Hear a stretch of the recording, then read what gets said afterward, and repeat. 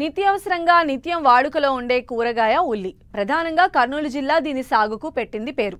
గుంటూరు, శ్రీకాకుళం, విజయనగరం, విశాఖపట్నం, మహబూబ్ నగర్, రంగారెడ్డి వంటి జిల్లాల్లో కొంతమేర సాగవుతున్నా కర్నూలు జిల్లాలో అధికంగా ఉల్లి సాగవుతోంది. ప్రస్తుతం పైరు ఎదుగుదల దశ నుండి గడ్డ ఊరే వరకు వివిధ దశల్లో ఉంది.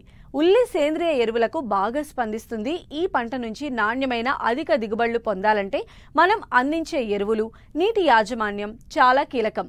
మరి ఏ సమయంలో వాటిని అందించాలో ఇప్పుడు చూద్దాం.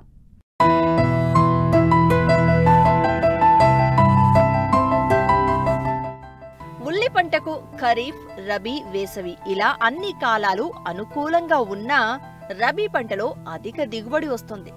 గడ్డ నాణ్యత అధికంగా ఉంటుంది. రబీ ఉల్లిని నవంబర్, డిసెంబర్ నుంచి ఏప్రిల్ వరకు నాటుతారు.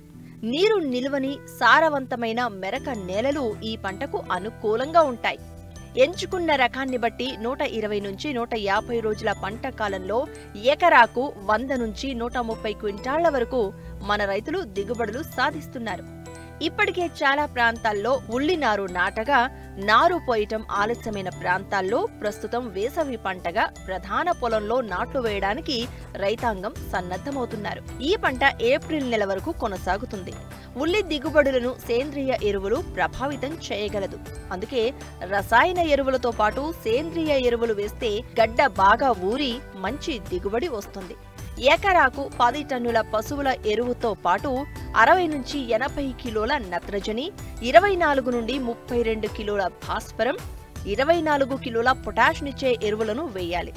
నత్రజనితో పాటు పొటాష్ని 2 దఫాలుగా అంటే నాటినప్పుడు నాటిన 30 రోజుల తర్వాత వేసుకోవాలి. దీంతో గడ్డ బాగా ఊరుతుంది. రసాయన ఎరువులతో పాటు జీవన ఎరువులైన అజోస్పైరిల్లం లేదా ఫాస్ఫోబాక్టీరియం 2 కిలోలు 1 ఎకరా చొప్పున వాడితే మంచి దిగుబడులు తీసేందుకు ఆస్కారం ఉంటుంది. 1 హెక్టారుకు 20 నుండి 25 కిలోల సల్ఫర్ను ఆఖరి దుక్కిలో వేస్తే గడ్డ గాఢత పెరుగుతుంది. ఉల్లి సాగులో మనం చేపట్టే పోషక యాజమాన్యంతో పాటు అందించే నీటి తడుల విషయంలోనూ జాగ్రత్తగా ఉండాలి. నాటిన 60 రోజుల వరకు 12 నుండి 15 రోజుల వ్యవధిలో 4-5 తడులు ఇవ్వాలి.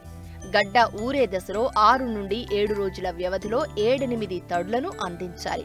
కోతకు 15 రోజుల ముందు నీరు కట్టుట ఆపాలి. తేలికపాటి నేలల్లో నీటి తడులను ఎక్కువగా ఇవ్వాలి.